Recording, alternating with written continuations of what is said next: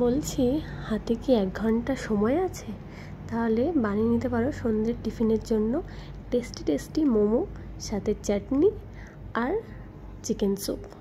তো তার জন্য একটা কড়াইয়ে তেল গরম করে তার মধ্যে একটা কুচনো পেঁয়াজ, 2-3টে 4 ফালি করা টমেটো, 2 শুকনো লঙ্কা আর 5-6 কোয়া রসুন। ব্যাস, এটাকে একটু ভালো করে ভেজে নিয়ে একটু ঠান্ডা করার জন্য রেখে দিতে হবে।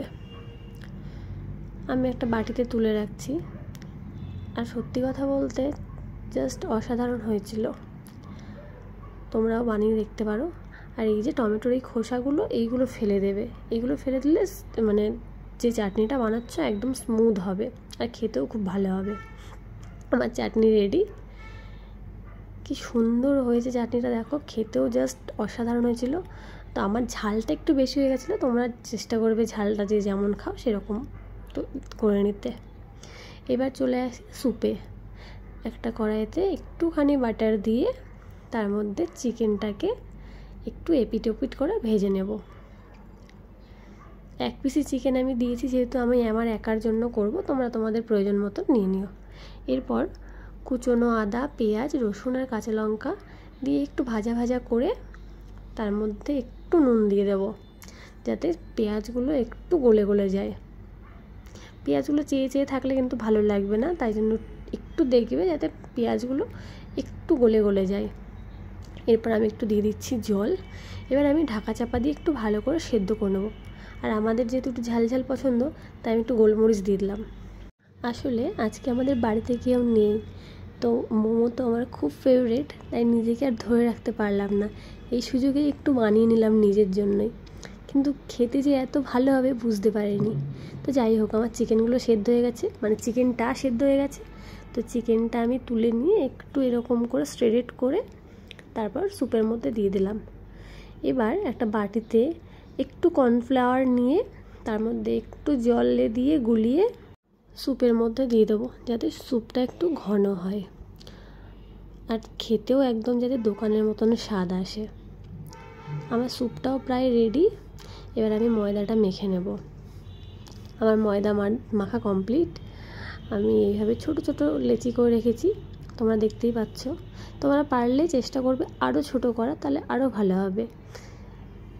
আমার কাছে 2 পিস চিকেন ছিল, আমি 2 পিস চিকেন আর একটু কাঁচা লঙ্কা দিয়ে এটাকে একটু পেস্ট করে নেব। Paste complete. এরপর এর মধ্যে দিয়ে দেব সামান্য পরিমাণে নুন, একটু আদা কুচি, রসুন কুচি আর পেঁয়াজ কুচি। তোমরা কাঁচা লঙ্কা চাইলে দিতে পারো, আমি দিইনি।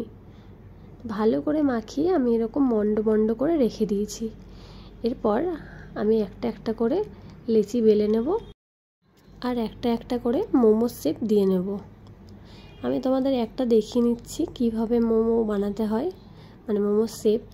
আমি একটাই মানে শেপ জানি মোমোর, তো আমি একটাই শেপ দিয়েছি। তোমরা যদি আরও পারো দিতে, তোমরা দিয়ে নিও।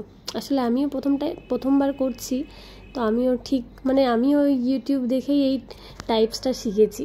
তো তোমরা চাইলে আরও ভালো দিয়ে দিতে পারো, আমি এটাই পারি বলে এটাই দিলাম। তোমরা চাইলে আরেকবার দেখেও নিতে পারো। এই দেখো, আমার মোমোটা ঠিক এই রকম হয়েছিল। আমি আরেকবার চেষ্টা করেছিলাম একটু অন্যভাবে করার, কিন্তু ওইটা এই যে দেখতে পাচ্ছ সেরকম খুব একটা ভালো হয়নি। সবগুলো ভালোর মাঝে কেমন একটা খারাপ লাগছে ওটা। তো যাই হোক, হয়ে গেছে, খাবো তো আমি একাই। আর এই যে দেখছো মোমোগুলো সব কিন্তু আমার একার জন্য। এরপর একটা কড়াইয়ে একটু জল দিয়ে তারপর একটা এইরকম ফুটো ঝুড়ি হোক বা থালা হোক একটু দিয়ে দেবে, তার মধ্যে একটু তেল ব্রাশ করে নেবে। এরপর এক করে সব মোমোগুলো সাজিয়ে দেবে। এখানে আমার মোট 9টা মোমো হয়েছিল। আর সত্যি কথা বলতে 9টাই মোমো কিন্তু আমি একাই খেয়েছি, আমি কিন্তু কাউকে দিইনি, এত ভালো হয়েছিল মোমোগুলো। তো এইরকম আমার মোমো সাজানো কমপ্লিট। এবার এরকম একটা ঢাকা দিয়ে আমি রেখে দেবো কিছুক্ষণের জন্য লো ফ্লেমে। প্রায় 15 মিনিট পর আমি গ্যাসটা অফ করে খুলেছি। দেখো, মোমোগুলো আমার একদম তৈরি হয়ে গেছে। মোমো কি সুন্দর হয়েছে, দেখো, স্যুপটা যেরকম দোকানের মতন লাগছে, মোমোগুলোও একদম দোকানের মতন লাগছে। আর চাটনিটা দোকানের মতনই লাগছিল। একটু ওপর দিয়ে আমি চাট মশলা ছড়িয়ে দিলাম। উফ, জিভে জল চলে আসলো একদম।